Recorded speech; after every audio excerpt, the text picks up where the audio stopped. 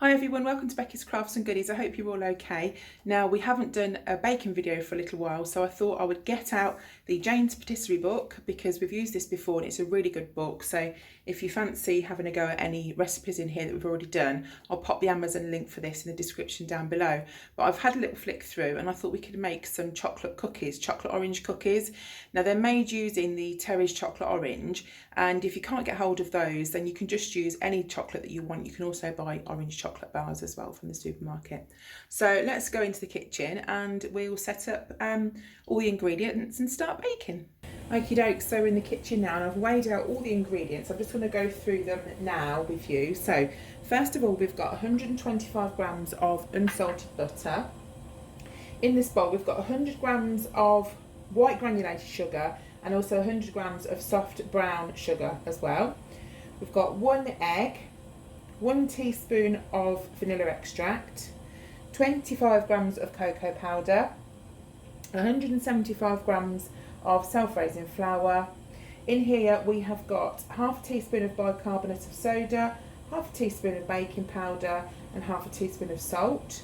We've got the zest of 1 large orange here, and we've also got a Terry's chocolate orange. Now, if you didn't want to use this, you can put any kind of chocolate in. You can mix and match the chocolate. You can use like anything really. If you wanted to use minty chocolate, you could put mint in and then leave out the orange, or you could have mint and orange, or you could put some mint flavouring in.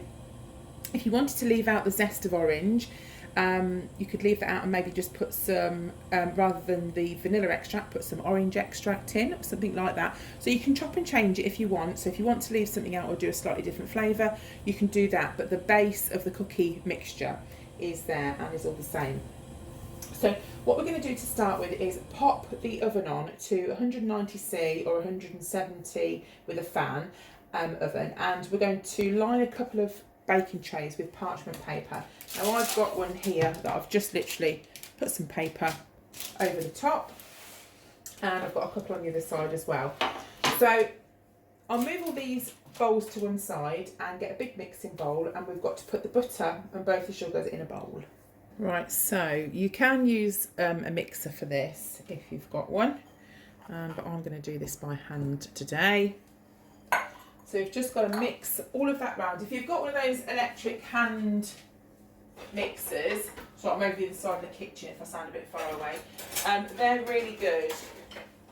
I did have one, but I think it blew up.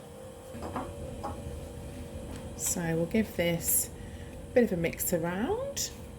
It's going to take a minute to soften the butter and get it all mixed up. Right, so that is all done. I'm just going to grab my spoon. Now, the mixture will look different than if you're making a cake. So if you're making a normal cake, there's a different quantity of sugar and margarine or butter. So there's more sugar in this. So it's going to look sort of thicker and grainier than if you were making like a cake batter, say for instance. So now what we're going to do is put the egg in, and also the vanilla essence, vanilla extract, or other flavouring. So if you're doing a different flavour, then pop that one in now. We're just literally going to mix that around, and so you put kind of the wet ingredients in before the dry ones.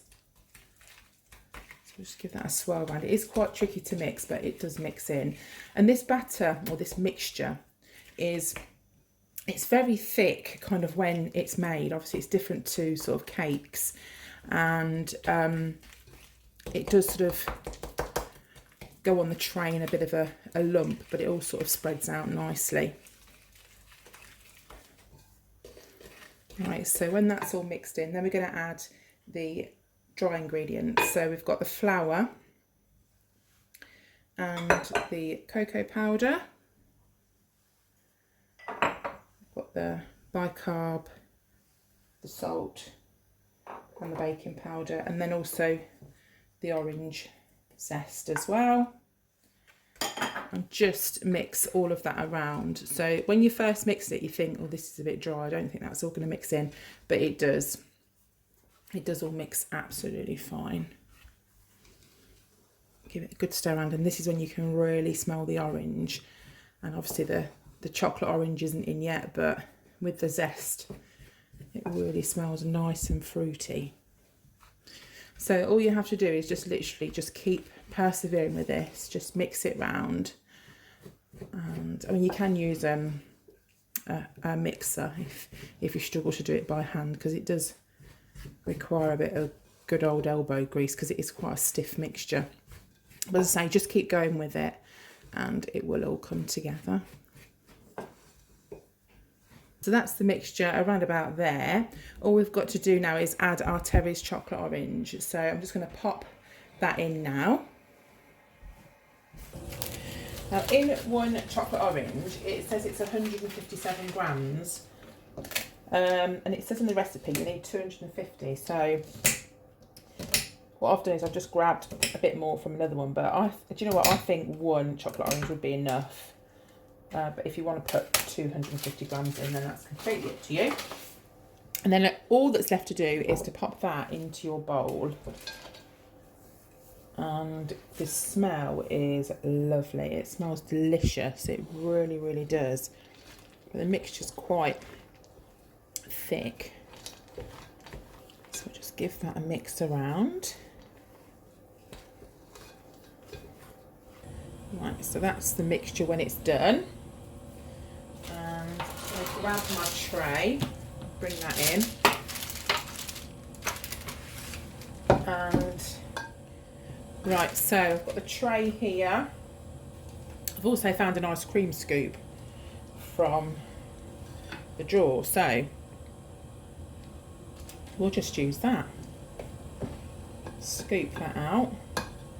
And I don't know how much they spread out, so we're soon going to find out, aren't we? But hopefully not too much, but I won't put them too close just in case. So I'll do these, and then once these are done, we're going to pop them into the oven.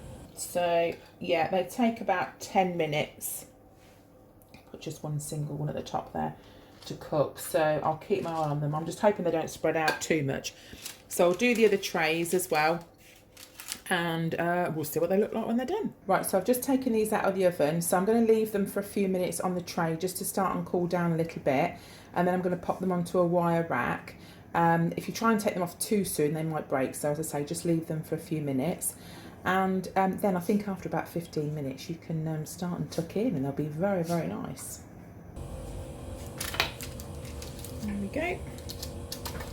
So the others that I've made on the tray are probably slightly bigger than this, and I think these are around the right size. So I'm just going to leave them on there for a few more minutes to cool, and then they'll be ready to eat.